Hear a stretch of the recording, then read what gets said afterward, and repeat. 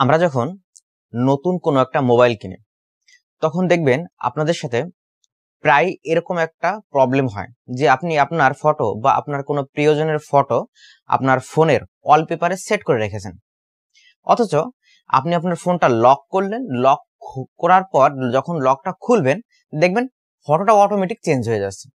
অথবা কোনোটা কাজ করছেন, কাজ করার পর ফোনটা রেখে দিয়েছেন, একটু পরে দেখেন যে ওয়ালপেপারটা চেঞ্জ হয়েছে এবং এমন এমন ওয়ালপেপার আসছে যেটা কিন্তু আপনি কখনোই সেট করেননি, অটোমেটিক চেঞ্জ হয়ে যায়। বিশেষ করে স্যামসাং ফোনে, এমআই ফোনে, রেডমি ফোনের বা রিয়েলমি ফোনের এই টাইপের ফোনে কিন্তু সব থেকে বেশি হয় এই জিনিসটা। অন্যান্য সমস্ত ফোনেও হয়।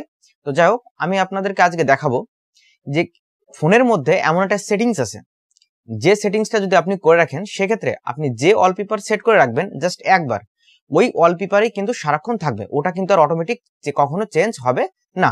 তো চলুন দেখে নেওয়া যাক কিভাবে এটা আমরা সেট করব।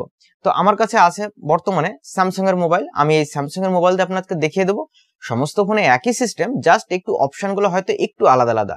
তো আপনারা জিনিসটা বুঝতে পারলে নিশ্চয়ই করতে পারবেন, আর যাদের স্যামসাং আছে তারা তো সেম একই প্যাটার্নে করবেন, কোনো অসুবিধা নেই। তো চলুন দেখে নেওয়া যাক। এর জন্য আপনি কি করবেন, আপনার যে ফোনের যে সেটিংস বলে যে অপশনটা আছে, জাস্ট এই সেটিংস অপশনটা একবার ওকে করবেন।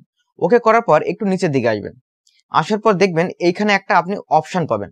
অপশনটার নাম হচ্ছে ওয়ালপেপার অ্যান্ড স্টাইল। জাস্ট এইখানে একবার ক্লিক করবেন। এখানে ক্লিক করার পর দেখুন আমার ফোনে বর্তমানে দুটো ওয়ালপেপার এখানে রয়েছে, একটা আছে লক স্ক্রিন, একটা আছে প্রথমত যে অন করার পর মানে ফোনটা চালানোর পর যে স্ক্রিনের যে লকটা থাকে সেটা। তো যাই হোক, আমি এটা দেখাতে চাইছি না, আমি যেটা মূলত বলতে চাইছি যে দেখুন চেঞ্জ ওয়ালপেপার বলে একটা অপশন এখানে আপনারা পাবেন। জাস্ট এখানে একটা ক্লিক করবেন। ক্লিক করার পর এইখানে ভিন্ন ধরনের অপশন আপনার কাছে শো করবে। তো আমাদের এই অপশনগুলো একটু লক্ষণীয়, কি একটু নিচের দিকে যাব বা কারো ফোনে মাঝখানেও থাকতে পারে, অসুবিধা নেই, কিন্তু আপনারা দেখবেন যে কোথায় এই অপশনটা পান। অপশনটা হচ্ছে দেখবেন ওয়ালপেপার সার্ভিস।